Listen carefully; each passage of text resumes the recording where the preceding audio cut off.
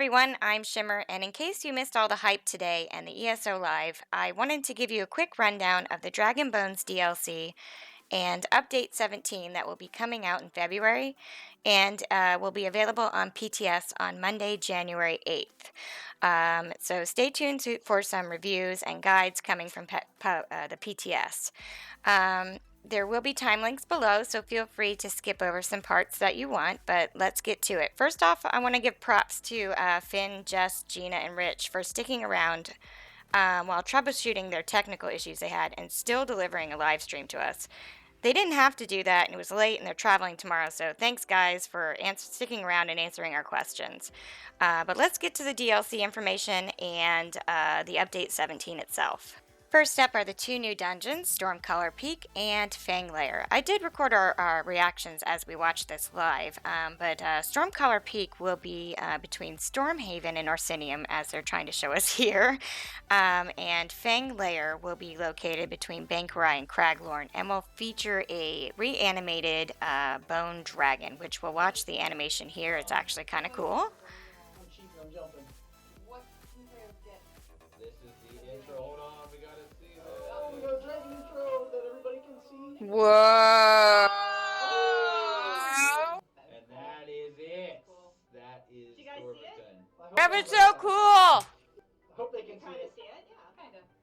On the screen, if you can kind of see it, that is one of the dungeon sets that you get from Fang Lair. It's the light armor set, and it looks like it has some midriff going on there, but it does look like a really kind of pretty outfit. There's also a skin with glowing kind of runes on it that you can get, and this little baby dragon. There's the pet. Oh my god, it's a dragon! Oh! Oh! Collector's edition. Much like Thor. It's so cute! Mini bone dragon pet. Much like Thor. No, it's mini. There will also be an undead horse that you can get, and they did preview this home. Yes. There are Ancient Dark Brotherhood sanctuary. What? Look! Gina. Now, during this live stream, they did say that increased housing storage is not coming in this update, of course, but it is something they are looking into, which is different from what they had earlier stated was something they weren't going to do right away, but it is something they're looking into now, which hopefully we'll see soon or in the future.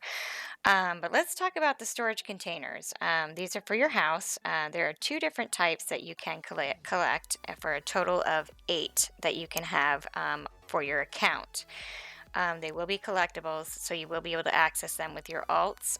There are 4 large, which will be called chests, and 4 smalls, which will be called coffers.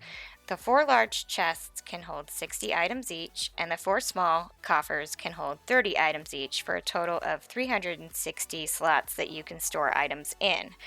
Again, it is 8 total. That is the maximum that you can have, the 4 small and the 4 large. Now, the cool thing about these is that you can name them. So, say you name one food items to store your flour, your apples, etc., and you store all those items in those. If you place that storage chest in one home and you go to another house, you can put down the same storage chest in that home and have access to the same items that you placed in the chest in the first house. Now, they did say you cannot craft from them. You cannot give permissions to anyone to use this. Other players can't go up to it and look into it. It is solely for you and to store items that you don't want access to right then and there. So if you're planning on putting a bunch of stuff in there and crafting out of them, you can't do that. This is just for you to store items that you don't want in your bank, you don't want in your inventory. It's also just for you. Only you and your characters can access them. But they are separate from like the collectibles, etc. I did ask in chat and they did answer. You can put up to 8 in your home. You can put all 8, but it won't take the place of a collectible or anything like that. The next item up is the new player level up system and the skills advisor. And these are actually really cool for new players. Every level, you're going to get some kind of reward, and a box is going to pop up and tell you you've leveled up and to claim your rewards, which they tried to show us on the screen, but it was hard to see. But you'll hit the button to collect the rewards. A window will pop up, and that's where you're going to collect your attribute points and whatever rewards they're giving you for the level. They're going to release the rewards and what you get for each level in the patch notes for Monday's test sender. But they did say the rewards that you get for leveling are not going to be granted to players retroactively. Now, a lot of people were upset because of the crown crates. Now, they did say on this live stream that that is a milestone. Many of the items that you get from leveling up are only collectible once per account, and the 3 crown crates that are included in that are one of those items that you can only claim once per account. There is also a mount that you can get, which is awesome because new players are always shouting in chat for help with money for a mount, but it's just the basic brown horse that you can get from the stable. So they get a mount, and at level 15, I thought this was really cool. At level 15, when you get the weapon swap, you get the choice of a blue weapon. So you'll get to choose a new weapon, and it tells you you now have a weapon swap and explains how to use it, which is really awesome because for some new players, it's really confusing. It also has the new Skills Advisor system, which is a UI element based on what kind of character you want to play. There are some base templates in there, and it kind of guides you uh, to how you spend your attribute points, how you spend your abilities, and what passives to get based on what base template you chose, and kind of guides you through how to spend your points so you're kind of not spreading points out all willy-nilly like every noob does.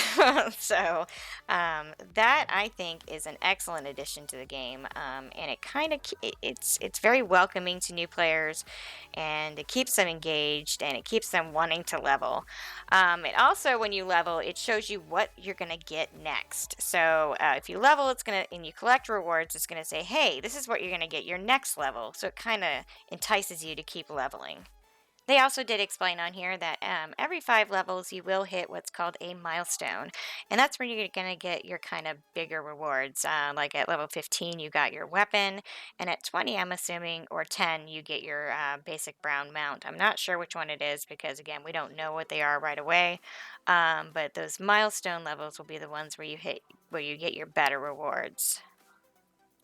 And last up, we're going to talk about the new outfit system and the dyeing of weapons. And I can't explain to you how excited I am to finally dye my red weapons. I don't know why I ever chose them. I think it was because it was last Christmas and I decided I wanted to match my Christmas outfit, but I have never been able to get rid of these stupid red weapons and I can't wait to dye them. Anyway, I digress.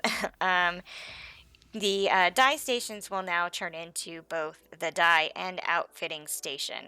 If you have them in your home, it will update in your home as well.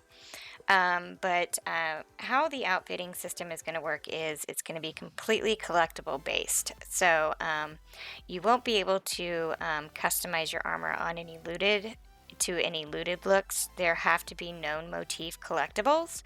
And how it works is, like, say you know glass on your Templar, but you don't know glass on your Warden. When you log into your Templar, it's gonna populate into your style. Now, your styles is a collection of all your characters' known motifs. Once you log them in, it'll populate into your style book, so you'll know it on your alt. So that's what styles are. It's just a collection of your known motifs throughout all your characters. So once you have all your styles loaded in, you go to the outfitter station and you can customize each piece of your armor to different motif styles, different collected or known styles, and customize each one.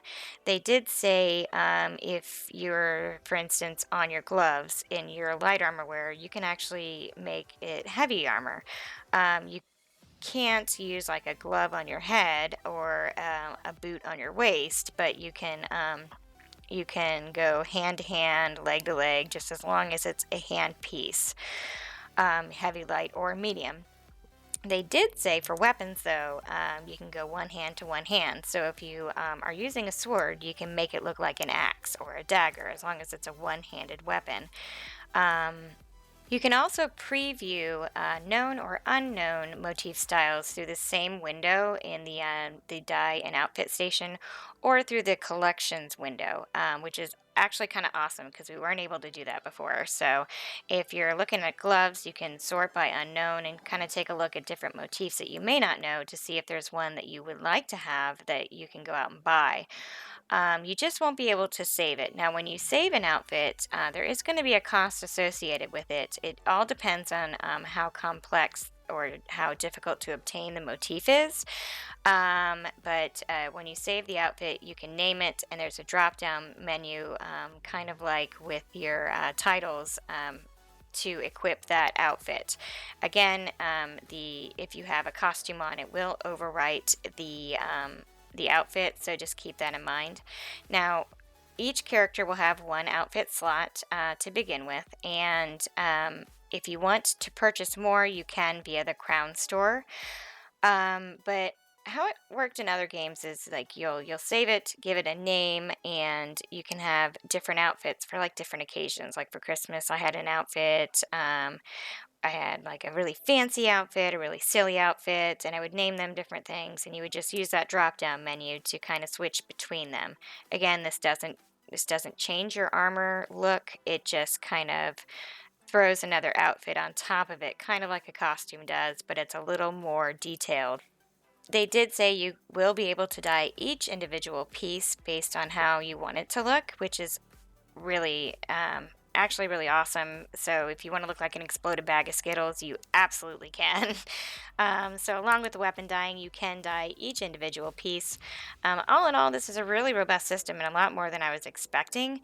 And I'm really looking forward to playing with this on Monday.